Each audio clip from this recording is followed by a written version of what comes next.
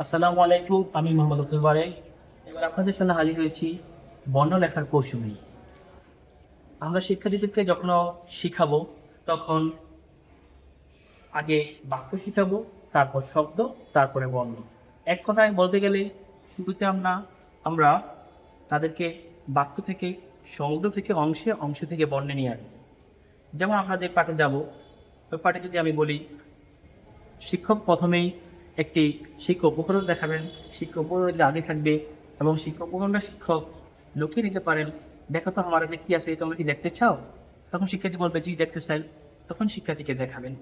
যেমন ইট রয়েছে সবুজ গাছে, ঈগল উড়ে ওই আকাশে। আমরা শিক্ষার্থীকে শুরুতে লেখাটা, পড়াটা বড় করে পড়াবো, ছন্দ করে পড়াবো, হাতলে দিব। ইট রয়েছে সবুজ গাছে, ঈগল উড়ে ওই আকাশে। ইট রয়েছে সবুজ গাছে, ঈগল উড়ে ওই আকাশে। এখন সমগ্র থেকে আমরা নিয়ে আসবো অংশে। ই ই ইট লেখে কি দিয়ে? ই দিয়ে। ই দিয়ে কি হয়? ই। ই দিয়ে কি হয়? ইট। ইট লেখে কি দিয়ে? ই দিয়ে। এভাবে শিক্ষক কাজটি 3 বার করে দেখাবেন। শিক্ষক নিজে করবেন, শিক্ষার্থীকে সাথে নিয়ে করবেন এবং শিক্ষার্থী নিজে করবেন। সমগ্র থেকে আমরা এখন অংশে চলে যাব। আমরা যখন পড়াবো শিক্ষার্থীকে তখন আগে বাক্য পড়াবো, তারপর শব্দ, তারপরে বর্ণ। লেখার সময় আমরা শুরুতেই শিক্ষার্থীদের বর্ণ শিখাবো এবং পরে শব্দ শিখাবো, তারপরে বাক্য যাব। যেমন লেখা শিখিয়ে গেলাম শিক্ষার্থীদের সবাইকে সাথে নিয়ে। প্রথমে যেমন আমি শিখালাম ইট রয়েছে সবুজ গাছের, ইট ই। ইটা শিখে নেব।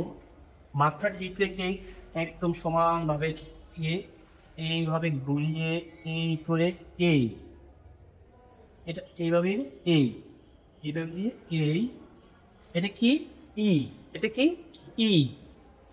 আবার শিক্ষার্থীদেরকে আমরা হাতে ঘুরিয়ে দেখাবো। যেমন ই লেখা কিভাবে?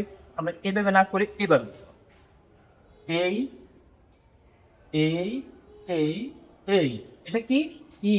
শিক্ষার্থীদের সাথে নিয়ে পড়াতে হবে এবং শিক্ষার্থী এটা পড়বে এবং শিক্ষার্থীর কাছে আমরা প্রশ্ন ছুড়ে দেবো, বলতো ই দিয়ে কি হয়? ই। ই দিয়ে আর কি হয়?